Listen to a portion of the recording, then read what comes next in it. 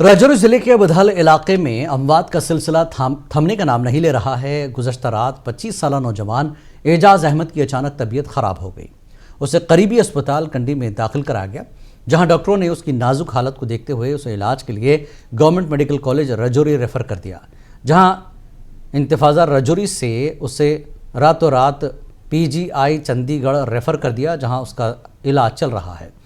अगरचे एजाज अहमद का ताल्लुक़ मोहम्मद असलम के ख़ानदान से है, लेकिन वज़ीर दाखिला की तरफ से भेजी गई खुसूसी टीम अपना काम बखूबी कर रही है, लेकिन अभी तक इस बीमारी का पता नहीं चल सका। ताहम बुध की सुबह बधल इलाके से ताल्लुक़ रखने वाली 3 हकीकी बहनों को government medical college Rajouri refer किया गया, जहां उनका इलाज जारी है। ताहम एक की हालत तशवीशनाक है, जबकि 2 बहनों की हालत ख़तरे से बाहर बताई जाती है। इस बीमारी की वजह से बधल इलाके के लोग खौफ की ज़िंदगी गुजार रहे हैं।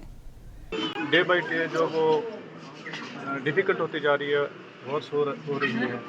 रात को एक केस आया था एजाज अहमद का, उसको रात को हमने यहाँ पे शिफ्ट करवाया है। एयर फोर्स की एम्बुलेंस के ज़रिए उसको PGI चंडीगढ़ शिफ्ट करवाया और रात के 3:30 बजे वहाँ पे वो पहुँचा है। अभी मेरी वहाँ पे PGI में बात हुई थी, तो उसके अभी तक जो पैरामीटर हैं वो स्टेबल हैं और टेस्ट वगैरह चल रहे हैं, तो इंशाल्लाह मुझे उम्मीद है कि वो रिकवर हो जाएगा।